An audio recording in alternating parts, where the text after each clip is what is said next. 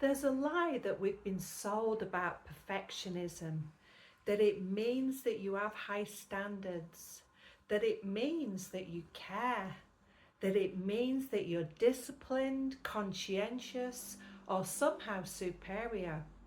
It doesn't. Perfectionism is not excellence, it's not integrity, and it's definitely not empowerment. Perfectionism is fear wearing a suit. It's the voice that says, not yet, almost, when I'm ready, when I've fixed myself. And if you listen closely, it's always asking for one more thing before you're allowed to begin. Today we're talking about the psychology of perfectionism, how it drains your power, and how empowerment begins the moment you stop trying to be flawless and start allowing yourself to be enough. Perfectionism rarely looks dramatic. It looks reasonable, responsible, even virtuous. It shows up as over-preparing, overthinking, constant self-editing, and waiting for confidence before acting. It convinces you that restraint is wisdom, that delay is discernment, that silence is humility. But underneath, perfectionism is control. Control of how you're perceived, control of outcomes, control of uncertainty, and the cost is steep. Because while you're polishing, refining, and second guessing, life is happening without you. Perfectionism doesn't stop you from making mistakes, it stops you from participating. And eventually it leaves you tired, resentful, and strangely disconnected from yourself. Not because you failed, but because you never allowed yourself to fully show up. Here's where empowerment actually begins. Not with confidence, not with motivation, not with self-esteem. It begins with neutrality. Neutrality is not apathy. It's not indifference. It's not, I don't care. Neutrality is the capacity to observe yourself without judgment. Success doesn't inflate you. Failure doesn't collapse you. Praise doesn't hook you. Criticism doesn't define you. From this state, something important happens. You stop leaking energy.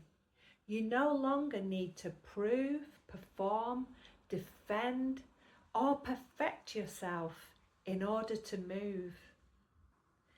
Empowerment is not doing more. It's withdrawing energy from unnecessary inner conflict. And from that space, a quiet truth emerges.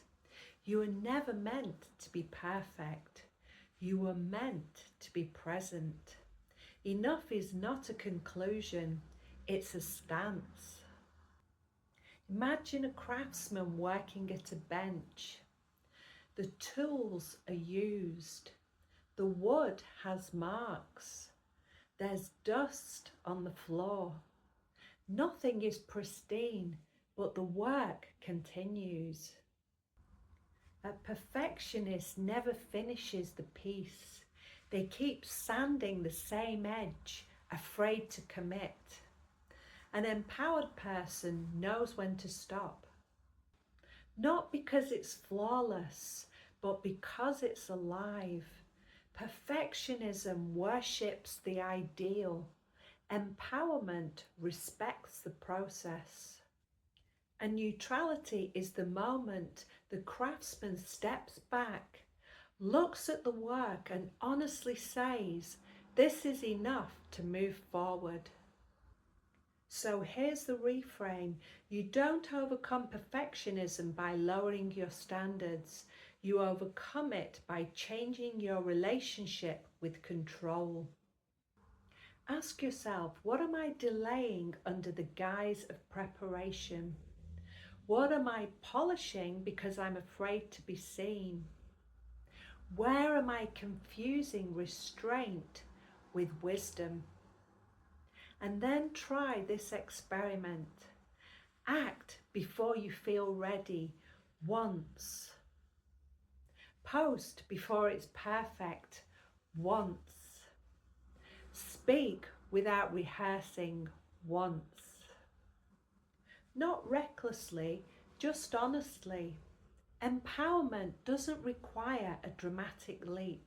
It just requires a small withdrawal from self-oppression. Now take a slow breath in and let it go.